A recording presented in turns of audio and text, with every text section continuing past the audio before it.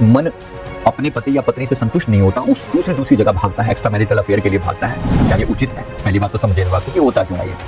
इस जीवन में आपको जो पति या पत्नी मिला, अब वो या तो अरेंज मैरिज थी या हो सकता है लव मैरिज भी क्यों ना हो। आपको लगा कि देखते ही तुमसे प्यार हुआ और पहली बार इकरार हो गया, कहने को तो ऐसा लगा, लेकिन वही पति या वही पत्नी अब पसंद नहीं आता, अब उससे जी उब चुका है, अब कुछ और चाहिए इसको। ये और क्यों मांगता है मन, ये और क्यों मांगता है? नमस्कार, सेल्फ अवेकनिंग मिशन से संजय मलिक। दोस्तों, हमारा आज का ये वीडियो किसी प्रश्न के उत्तर में है। किसी ने हमसे सवाल किया है कि शादी के बाद भी मन जो है वो दूसरे जेंडर की तरफ भागता है, जिससे शादी हुई है उसके अलावा मन एक्स्ट्रा मैरिटल अफेयर की तरफ भागता है, तो क्या करूं, क्या करना चाहिए? अनेक लोगों का सवाल होता है, मैं सभी का जवाब दे रहा हूं। जरा इंपॉर्टेंट है, कान खोलकर ध्यान से सुन ले और सभी सुन लें, क्योंकि मैं एक पास्ट लाइफ रिग्रेशन थेरेपिस्ट हूं। अब तक 7,000 से ज्यादा लोगों के पास्ट लाइफ किए हैं, देखे हैं, और ये ऑनलाइन भी ये चीज उपलब्ध है। अगर आप भी जानना चाहते हैं तो आप हमारे नंबर पर संपर्क कर सकते हैं। तो बात को समझिए कि सबसे पहले कि ये होता क्यों है। मन अपने पति या पत्नी से संतुष्ट नहीं होता, उस दूसरी जगह भागता है, एक्स्ट्रा मैरिटल अफेयर के लिए भागता है। क्या ये उचित है? पहली बात तो समझे इस बात को कि होता क्यों है ये। एक बात तो यह है कि अनेक जन्मों में हमने अनेक लोगों के साथ रिश्ते बनाए हैं, अनेक जन्मों में। तो इस जीवन में आपको जो पति या पत्नी मिला, अब वो या तो अरेंज मैरिज थी या हो सकता है लव मैरिज भी क्यों ना हो। आपको लगा कि देखते ही तुमसे प्यार हुआ और पहली बार इकरार हो गया, कहने को तो ऐसा लगा, लेकिन वही पति या वही पत्नी अब पसंद नहीं आता, अब उससे जी उब चुका है, अब कुछ और चाहिए इसको। ये और क्यों मांगता है मन, ये और क्यों मांगता है? इसको समझने के लिए ये समझना जरूरी है कि हमारे मन की एक्चुअल डिमांड क्या है। ये घटना कोई पहली बार नहीं घट रही। मैंने देखा है कि ये जो आज व्यक्ति एक्स्ट्रा मैरिटल अफेयर की तरफ भाग रहा है, ये पिछले जीवन में भी यही करता या यही करती थी, उससे पहले भी यही करता या यही करती थी, उससे पहले, मतलब ये एक सीक्वेंस चली जा रही है। तो भाई तुम्हें समझ में नहीं आ रही क्या बात? कर क्या रहे हो? बार बार क्या ढूंढ रहे हो? क्या ढूंढ रहे हो? कोई ऐसा चेहरा चाहिए जो सच्चा प्यार दे मुझे। ऐसे लोग ढूंढ रहे होते हैं, कोई सच्चा प्यार दे, कोई मेरी आत्मा को संतुष्टि दे। गुरतु नहीं मिले संतुष्टि, तब ने क्या नहीं मिले थी संतुष्टि? क्यों मिलेगी तुम्हें संतुष्टि? कहां से मिल जाएगी? एक बात को समझिए, अंततः अपनी आत्मा को जाने बगैर संतुष्टि ना कहीं मिली है ना मिल सकती है, ना कहीं मिली है ना कहीं मिल सकती है। तो पहले अपने भीतर उतरो। अपनी संतुष्टि, अपना आनंद अपनी आत्मा के भीतर है।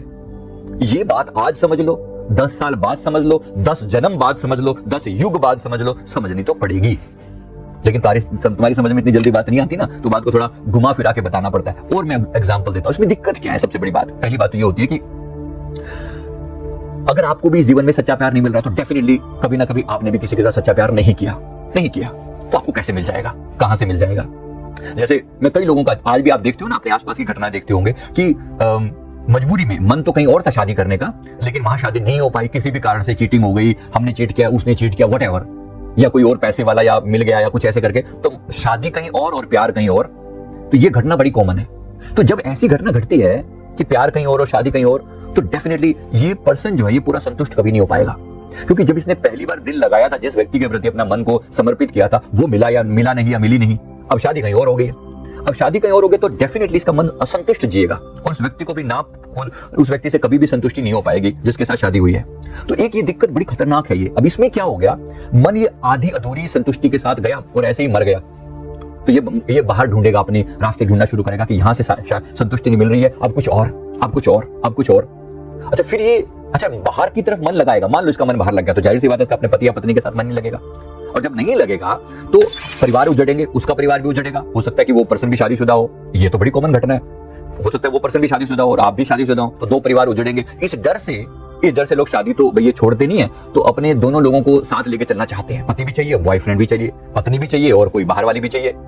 ये घटना इतनी कॉमन होने लगी है, आपको 40-50% लोगों के साथ ये कॉमन घटना होने लगी है। बात तो इतनी सीरियस है ये। अब दिक्कत ये है कि आखिर इसका अंत क्या है? इसका कोई अंत नहीं है, नेवर। आपको क्या लगता है, ये नहीं मिला वो मिल गया तो संतुष्टि हो जाएगी, ये नहीं मिली वो मिल गई तो संतुष्टि हो जाएगी? इम्पॉसिबल। कहीं संतुष्टि नहीं होगी जब तक आप अपनी आत्मा में नहीं उतरोगे। और लोग यहीं से ट्विन फ्लेम वाली बीमारी शुरू कर देते हैं कि मेरी ट्विन फ्लेम मिल गई ना तो पूर्ण संतुष्टि हो जाएगी। अब ट्विन फ्लेम शादी जिससे हुई है वो, उससे तुम्हारा मन टिक नहीं रहा और किसी दूसरे के ख्याल देख रहा है, कोई दूसरा या दूसरी मिलेगी तो मन को संतुष्टि होगी। तो संतुष्टि आपको कहीं नहीं हो सकती, आपको कोई नहीं राजी कर सकता जब तक आपको परमात्मा राजी ना करे। राजी होगा तो परमात्मा से अंततः अपनी आत्मा में उतरने से होगा। और भाई समझ लो, बाद में भी समझना पड़ेगा हमने समझने की बात यह है कि जब तक अपने अंदर नहीं उतरोगे, अपने चक्रों पर काम करके अपने चक्रों को एक्टिवेट करो। दूसरे की तरफ हम अट्रैक्ट क्यों होता है, पुरुष स्त्री की तरफ अट्रैक्ट क्यों होता है, आपको पता है? सीधी सीधी छोरी बताओ ना। 7 चक्र है हमारे शरीर के, 7 चक्र, इतना तो पता है। जो 6 चक्र है ना नीचे के, क्राउन को छोड़ दो, तो नीचे के 6 चक्रों में 3 जो चक्र हैं, यानी रूट चक्र, मूलाधार, मणिपुर और थ्रॉट, ये पुरुषों के ज्यादा एक्टिव होते हैं और स्त्रियों के कमजोर होते हैं। और ऐसे ही जो स्वादिष्ठान चक्र है, हृदय चक्र और थर्ड आई, ये स्त्रियों के ज्यादा एक्टिव होते हैं, पुरुषों के कमजोर होते हैं। ये चीजें में अट्रैक्शन पैदा करते हैं, ऊर्जा लेवल पर अट्रैक्शन पैदा करती है। ये मेरी समझ जो बता रहा हूं। साथ ही साथ ऑब्वियसली किसी चेहरे को देखकर आपको लगता है बस ये जाना पहचाना सा लग रहा है, क्योंकि अनेक जन्मों में आपने अनेक लोगों से रिश्ते बनाए। तो कुछ चेहरे की बनावट और कुछ किसी की आंखें और किसी की आईब्रोज और किसी की नाक और किसी की ठुड्डी और किसी के गाल और किसी का मुंह और किसी के चेहरे की बनावट वो दिमाग में छपी होती है। और चेतन मन की गहराइयों में वो एक चेहरे की वो बनावट छपी होती है। इस जीवन में भी आप आओगे ना, वैसा ही चेहरा तलाशोगे, और वैसा ही चेहरा अगर आपको कहीं ना कहीं किसी ना किसी रूप में मिल गया तो कहते यस यही है वो। देखते ही तुमसे प्यार हुआ, यार मेरे पहली बार हुआ, फिर तुम उसी चक्कर में अटक जाओगे। तो पहली बात समझिए, ये जो जन्मों की यात्रा चल रही है, इसका कोई कंक्लूजन नहीं निकाला आपने अभी तक। इसका कोई कंक्लूजन निकालना जरूरी है ना, कि हो क्यों रहा है ये, हो क्यों रहा है। क्योंकि ये तमाशा ऐसा नहीं कि आपको ये मिल जाएगा तो आप संतुष्ट हो जाओगे, कभी नहीं होगे। ये तमाशा ऐसे ही चलता रहेगा। तो दिक्कत क्या आ रही है, वैसे मैंने कहा हमारे जो 3 चक्र पुरुषों के जो स्ट्रॉन्ग है, स्त्रियों को वो वीक है, स्त्रियों के जो स्ट्रॉन्ग है पुरुषों के वीक है, इसलिए अट्रैक्शन पैदा होता है। और खासतौर पर स्वादिष्ठान चक्र स्त्रियों का स्ट्रॉन्ग होता है, वो अट्रैक्ट करता है। उनके नैन नक्श, उनकी बातें, उनका चेहरा, वो सारी चीजें अट्रैक्ट करती है पुरुषों को, इसीलिए अट्रैक्ट करती है। फिर उनका चौथा हृदय चक्र, कोमल हृदय, पुरुष चाहता है उस तरह की कोई माँ की ममता जैसा जो स्वरूप चाहता है, लेकिन वो देखता स्त्री के रूप में तो वासना से भरा हुआ है। और फिर छठा चक्र, ये स्त्रियों का ये चक्र है, ये ज्यादा स्ट्रॉन्ग होता है, पुरुषों का थॉट स्ट्रॉन्ग होता है। स्त्रियों के अंदर एनर्जी सेंस करने की ताकत है, लेकिन बोलने की ताकत ज्यादा पुरुषों में है। तो इंसान अगर क्या करे, अपने सभी चक्रों पर काम कर ले, अपने वीक चक्रों पर काम कर ले, तो आपके चक्र जब स्ट्रॉन्ग हो जाएंगे, जो आपके कमजोर चक्र स्ट्रॉन्ग हो जाएंगे, आपको पुरुषों से या दूसरे जेंडर से अट्रैक्शन अपने आप कम हो जाएगा। मेरी बात समझ लेना, बड़ी इंपॉर्टेंट चीज है, गूढ़ रहस्य है ये। अगर ऑपोजिट आपने अपने सभी चक्रों को एक्टिवेट करने के लिए थोड़ी मेहनत कर ली, विशेष रूप से जो चक्र कमजोर हैं उस पर थोड़ी मेहनत कर लें, तो आप थोड़े समय में पाएंगे कि एक समय ऐसा आता है कि जब आपके सारे चक्र बैलेंस हो जाते हैं, दूसरे की जरूरत खत्म हो जाती है। इसका मतलब ये नहीं कि आप छोड़ के भाग जाएंगे, फिर ये नहीं कह रहा हूं मैं, बिल्कुल नहीं कह रहा हूं। बस ये है कि फिर अब वो पागलपना खत्म हो जाएगा। फिर जहां हो आप संतुष्ट हो, जहां हो आप आनंद में हो। कोई व्यक्ति, कोई स्त्री, कोई पुरुष आपको संतुष्टि नहीं दे सकता। भाई संतुष्टि जब भी आएगी अपने ही भीतर से आएगी, अपनी आत्मा से आएगी। तो अपने अंदर उतरना कोई दूसरों के पीछे पड़ने से नहीं होगा। मैंने देखा है लोगों की हालत इतनी खराब है कि वो एक व्यक्ति के 2-2, 3-3 अफेयर हैं, और फिर उन्हें दोनों चाहिए। पत्नी को भी छोड़ नहीं सकती क्योंकि बच्चे हो गए हैं, अब वो उसको नहीं छोड़ते। इसी तरीके से लेडीज के साथ भी, पति को भी नहीं छोड़ सकती, ओके मुझे पति भी चाहिए, बॉयफ्रेंड भी चाहिए, मुझे पत्नी भी चाहिए और बाहर की भी चाहिए। तो कहां से बात बनेगी?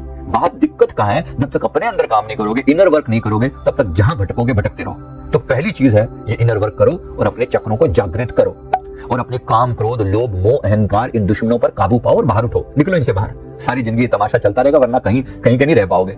बात को समझना इंपॉर्टेंट है। मैं उम्मीद करता हूं आपकी समझ में मेरी बात आगे होगी। इससे आत्मा के कल्याण से बढ़कर कोई और बड़ा ऑब्जेक्टिव नहीं है हमारा। तो वीडियो अच्छा लगे तो लाइक कर देना, कमेंट कर देना, चैनल को जरूर सब्सक्राइब कर लेना।